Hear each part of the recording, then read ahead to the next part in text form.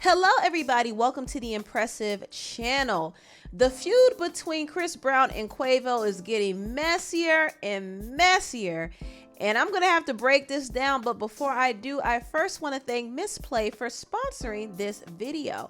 If you are anything like me, you play some mobile games here and there. Wouldn't it be cool if games you play could earn you points that could be redeemed for real life gift cards? Well, that's where today's sponsor comes in. Misplay is a loyalty app for all us gamers. It allows you to earn rewards for simply discovering and playing mobile games. Misplay has a collection of games that is huge, and the categories range from puzzles and word games to strategy, action, and adventure games. As you play, you earn points which can be redeemed for gift cards from brands like Amazon, Walmart, Visa, Xbox, PlayStation, and much more. Over 100 million in gift cards have been already redeemed through the Misplay app. I personally love the Misplay game library. There are so many fun games to choose from. My personal favorites are Merge Dragons and Words with Friends. I just find Merge Dragons super cute and addictive, and Words with Friends is just competitive and fun. It gives me old school Scrabble vibes. Visit misplay.com/impressive or click on the link in the description to download Misplay for free. Get 200 bonus points for signing up today, plus use my code Impressive100 inside the Misplay app to get an additional 100 free points, which will help towards redeeming your first gift card. See the description box for details down below. Now back to the video, let me get into this messy topic. I don't know what is in the air, but everybody seems like they're fighting. Now Quavo and Chris Brown's little feud has been going on for a couple of weeks now, and it all started when Chris Brown took a shot at Quavo in his song Freak. And I did a whole breakdown on this. Apparently Chris Brown feels a way that Quavo was messing with one of his ex-girlfriends, Karrueche Tran. And Quavo did respond to Chris in his song Tender, and he bragged about bagging Karrueche and said that Chris puts his hands on women, and he also insinuated that Chris be snorting coke. Y'all gotta listen to that. That song is funny. But Chris Brown came back at Quavo. He dropped the song called Weakest Link, and I was gagging. First of all, how does Quavo allow Chris to out-rap him?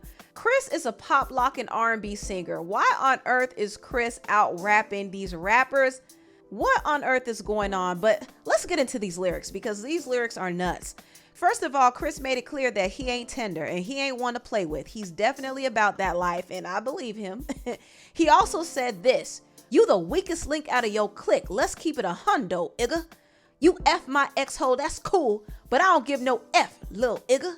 Cause I F your ex when you was still with her, B. I'm up, lil' igga. They say revenge is sweet. Now think about that ish. Don't let that line go over your head. I just might sing about that ish. I had her fiending about that D.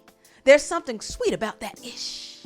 I got some tea about that B, but I ain't gonna speak about that ish."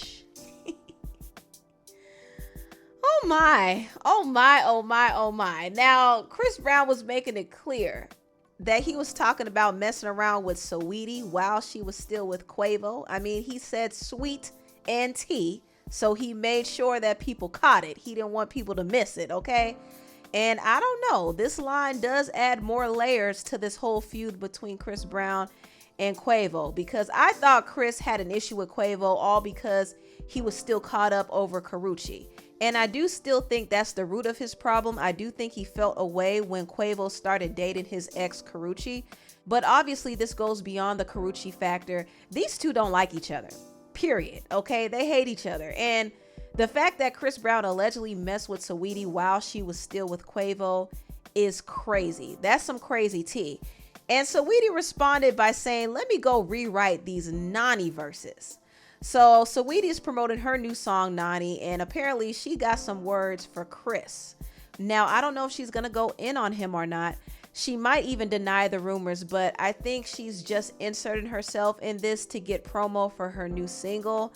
And I'm not mad at it, but I do think this can potentially get very messy. I mean, it's already messy enough as it is. But I think Saweetie responding to this kind of confirms these rumors, because if she stayed quiet, people would have speculated, but they wouldn't have anything to go off of. But now that she kind of came out and responded to it, it does make her look a little guilty. And this is not the first guy that she was accused of cheating on Quavo with. It was alleged that she cheated on Quavo with his group member Offset, and this caused the Migos to break up. I don't know how true that is, but those rumors have been out there and they still haven't been addressed by either Saweetie or Offset. So I don't know. I think Saweetie might have to come out and dispel these rumors, because they're out here making her look messy and all she be doing is minding her business. So I definitely want to hear what Saweetie has to say in her song Nani. Now back to the topic. Chris Brown also said this in his diss song: "Stop talking about beating girls. You was beating bees on the elevator. We seen them tapes. That's devastating." So he's referencing the whole scuffle that Quavo had with Saweetie on the elevator. He also said, "You doing bad. You a B. And your music trash. Fashion Week, they sat me next to your lame ass. And I was truly mad. All I kept thinking about was breaking your face, but I gave you a pass. You lucky I ain't want to F the money up, boy. I would have broke you in half."